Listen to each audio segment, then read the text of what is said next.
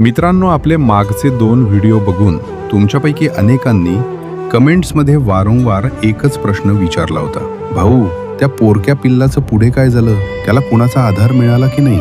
आज तुमच्या याच प्रश्नाचं आणि प्रेमाचं उत्तर घेऊन आलोय.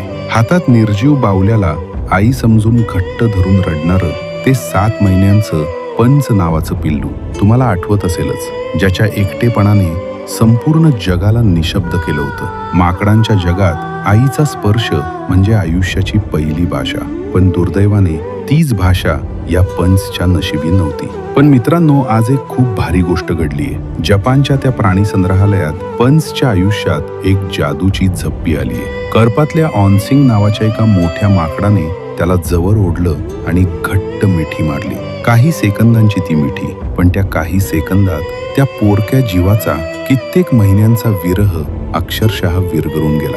माकडांच्या जगात याला स्वीकार म्हणतात, आपले पण म्हणतात. म्हणजे पंच, आता तू एकटा नाहीस, तू आपला आहेस. मित्रांनो, नीट विचार करा.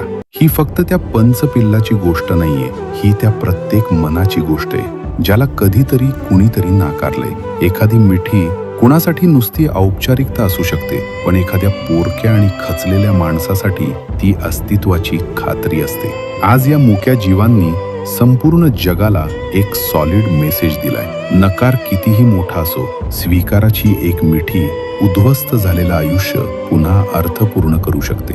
आयुष्याच्या कुठल्याही टप्प्यावर तुम्ही निराश असाल, खचला असाल, तर ही मिठी डोळ्यात साठवून ठेवा. आणि तुमच्या आजूबाजूला कुणी असा एकाकी पंच असेल ना, तर स्वतः पुढे व्हा आणि त्याला ती जादूची झप्पी नक्की द्या. हा व्हिडिओ प्रत्येक माणसापर्यंत पोहोचवा आणि माणुसकी जिवंत ठेवा. कुणाचं आयुष्य बदलायला कधी कधी फक्त काही सेकंदांची मिठी पुरेशी असते. मित्रांनो, व्हिडिओ आवडला असेल तर माणुसकीसाठी एक कमेंट नक्की करा आणि अशाच व्हिडिओंसाठी चॅनलला सबस्क्राईब करायला विसरू नका.